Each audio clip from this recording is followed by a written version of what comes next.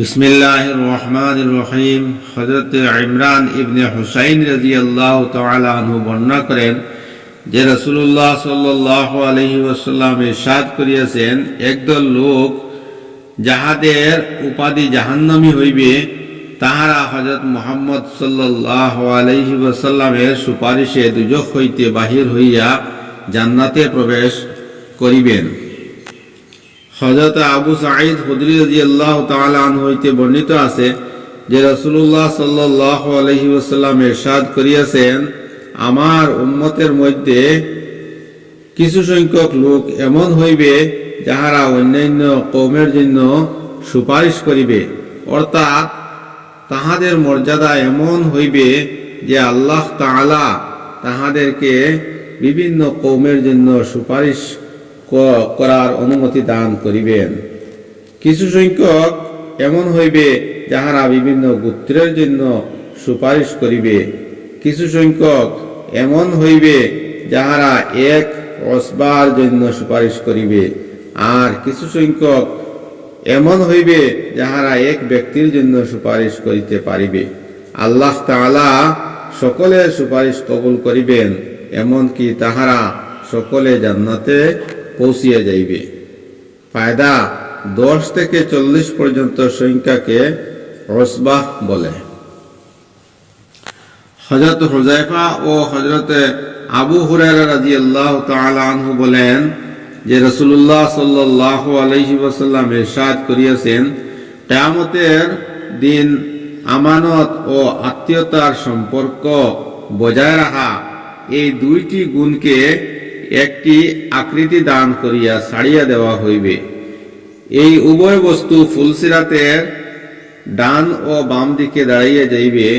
তাহারা তাহাদের রক্ষাকারীদের জন্য সুপারিশ ও যাহারা রক্ষা করে নাই তাহাদের বিরুদ্ধে অভিযোগ করিবে। তোমাদের প্রথম দল ফুলসিরাতের উপর দিয়া বিজলির গতিতে দ্রুত পার হইয়া যাইবে।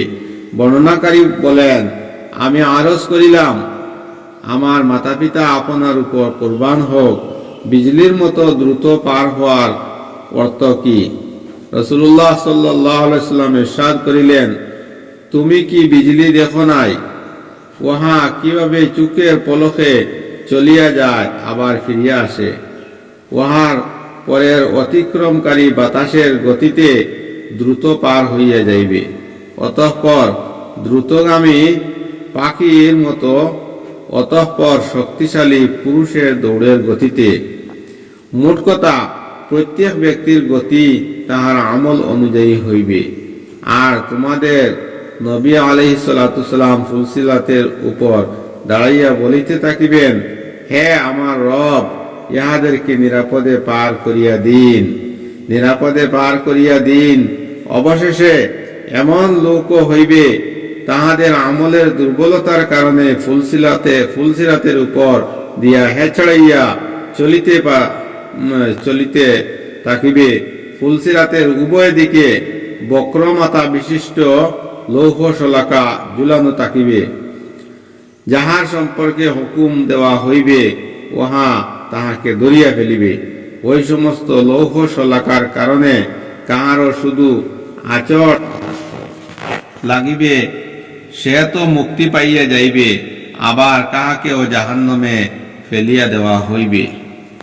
হযরত আবু হুরায়রা রাদিয়াল্লাহু তাআলা আনহু বলেন, ওই জাতের কসম যাহার হাতে আবু হুরায়রার প্রাণ রহিয়াছে, নিঃসন্দেহে জাহান্নামের গভীরতা 70 বৎসরের দূরত্বের সমান।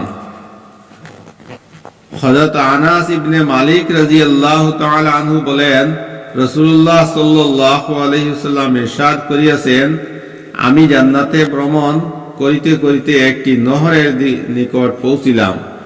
উহার উভয় পাশে ভিতরে ফাঁকা এরূপ মুক্তার তৈরি গম্বুজ বানানো ছিল। আমি হযরত জিবরাইল আলাইহিস সালাতু সালামকে জিজ্ঞাসা করিলাম, ইহা কি? হযরত জিবরাইল আলাইহিস সালাতু সালাম বললেন, ইহা নহরে কাউসার, যাহা আপনার রব আপনাকে দান করিয়াছেন। আমি দেখিলাম উহার তলদেশের মাটি অত্যন্ত সুরভিত মিশক। হযরত আব্দুল্লাহ ইবনে আমর ইবনে আস রাদিয়াল্লাহু তাআলা আনহু হইতে বর্ণিত আছে যে রাসূলুল্লাহ সাল্লাল্লাহু আলাইহি ওয়াসাল্লাম ইরশাদ করিয়াছেন, আমার হাউজের দূরত্ব 1 মাসের সমান, আর উহার উভয় কোণের সম্পূর্ণ বরাবর, অর্থাৎ উহার দৈর্ঘ্য প্রস্থ সমান। উহার পানি রূপার চেয়ে বেশি সাদা। উহার সুগন্ধি মিশকের সুগন্ধির চেয়ে উত্তম। উহার পেয়ালাসমূহ আসমানের তারার ন্যায় অগণিত। যে ব্যক্তি উহার পানি পান করিয়া লইবে তাহার কখনো পিপাসা লাগিবে না। ফায়দা: হাউজের দূরত্ব 1 মাসের সমান। ইহার অর্থ এই যে আল্লাহ তাআলা যেই হাউজে কাউসার রাসূলুল্লাহ সাল্লাল্লাহু আলাইহি ওয়াসাল্লামকে দান করিয়াছেন, উহা এত লম্বা ও চওড়া যে উহার এক দিক হইতে অন্য দিক পর্যন্ত 1 মাসের পথ।